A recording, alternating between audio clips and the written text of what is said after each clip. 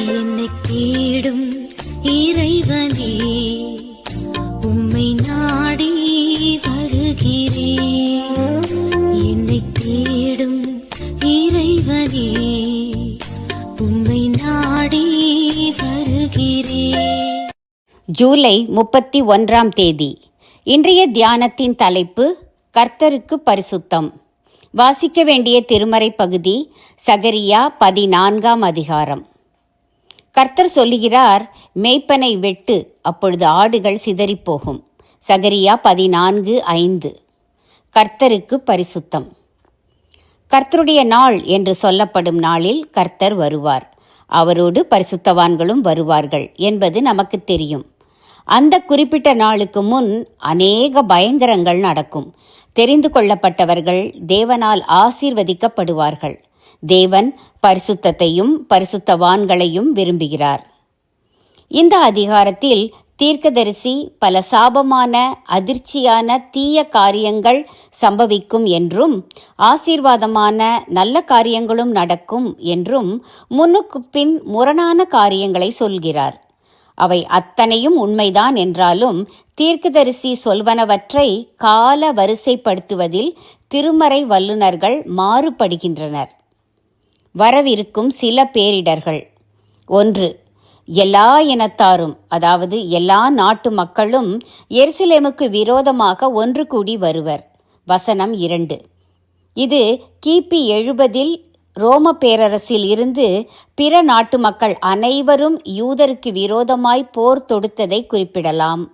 மேலும் உலகத்தின் முடிவில் நிகழவிருக்கும் மகா பயங்கரமான யுத்தத்தையும் குறிப்பிடலாம். 2. கர்த்தர் ஒலிவ மலை மீது நிற்க, ஒலிவ மலை பிளக்க, அதனூடே எருசலேம் மக்கள் ஓடி தப்பித்துக் கொள்வர். அந்நாளில் பெரும் பூகம்பம் ஏற்படும். வசனம் 2.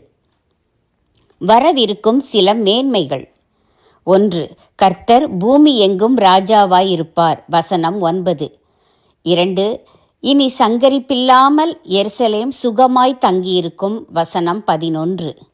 இம்மாதிரியாக பல பயங்கரங்களினூடே பேராசீர்வாதமான காரியங்களும் உலக முடிவில் நிகழும் என்பதை இவ்வதிகாரம் விளக்குகிறது. நம்முடைய பொறுப்பு என்ன? கர்த்தருக்கு பரிசுத்தமாய் இருப்பதே.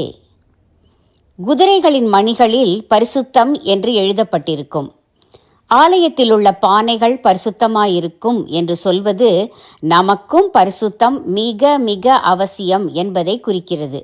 மேலும் இறுதி வாக்கியமான கர்த்தருடைய ஆலயத்திலே யாதொரு கானானியனும் இருப்பதில்லை என்பதில் கானானியன் என்பது அக்கிரமக்காரரை குறிக்கும் ஓர் உருவகச் சொல்லாக இடம்பெற்றுள்ளது. அக்கிரம சிந்தை, அக்கிரம செய்கை இல்லாமல் இருப்பதால் நமக்குள் பரிசுத்தம் வரும். தேவனை நோக்கியவர்களாக அவர் கட்டளைகளுக்கு கீழ்ப்படிந்தால் நமக்குள் பரிசுத்தம் வரும். கிறிஸ்துவை பின்பற்றினால் நமக்குள் பரிசுத்தம் வரும். பரிசுத்த ஆவியானவர் நமக்குள் இருந்து நம்மை வழி நடத்தினால் நமக்குள் பரிசுத்தம் வரும்.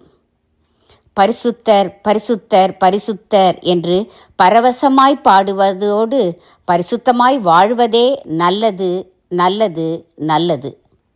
பரிசுத்தர், பரிசுத்தர், பரிசுத்தர் என்று பரவசமாய் பாடுவதோடு பரிசுத்தமாய் வாழ்வதே நல்லது, நல்லது, நல்லது. ஜெபம். தேவனே, பரம கானானுக்கு வர விரும்புகிறேன். இவ்வுலக கானானியர் போல அக்கிரமம் செய்யாதிருக்க வரம் தாரும். ஆமேன்.